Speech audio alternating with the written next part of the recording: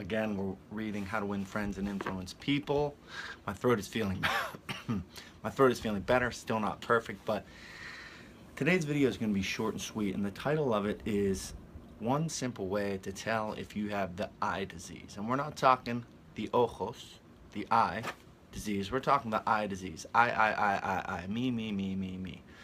Now, it's something that I certainly had. I still have to a degree, but I'll tell you how I found out that I have it. First of all, I just said I about 10 times, so that's a sign in the right direction. So in today's chapter, it was showing examples of letters that people may write to a business to try to solicit business or to try to get something that they want. And it highlighted in the letters that the first 4, 5, 6 sentences were I, you should, because I, etc. And it was really I-centered. And then they would show other examples that would point out the benefit to the other person. So I'm thinking to myself, how in the heck can I relate this to my life? And I would ask you to do the same. So I'm a speaker. I speak at different places, schools, businesses, etc. And I just started a podcast, so I'm trying to spread my brand. So I essentially solicit, I write a lot of emails, I write there's a lot of correspondence that goes into what I'm doing.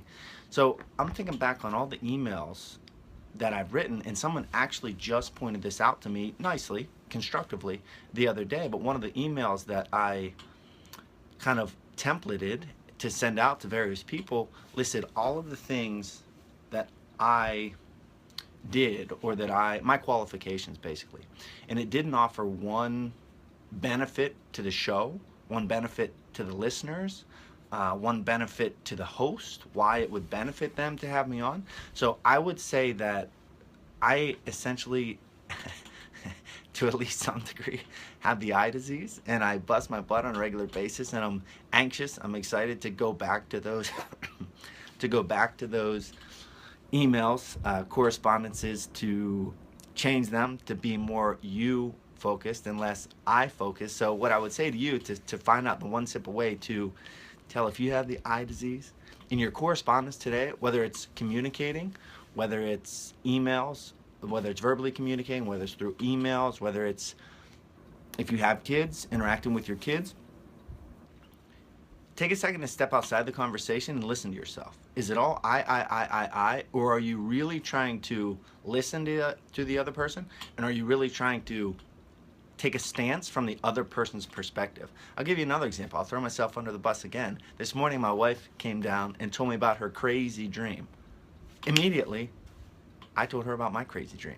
Why didn't I listen more to her? Why didn't I ask her more about her crazy dream before I stepped in with the darn eye disease? So as you go on today, take a few minutes, listen to yourself talk, focus. Do I have the eye disease, or am I putting myself into the perspective of the other person? That was the takeaway from today's chapter, was really it was saying create an eager want in the other person, meaning put yourself in their shoes, figure out what they want, and then give them what they want.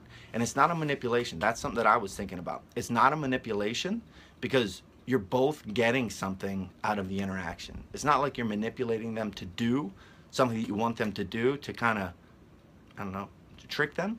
It's something that you have to offer them that will be a benefit to them. You just have to let them know it. So I'm going to try to practice what I preach. I'm going to go back to my emails and my correspondences and make them less I and more you.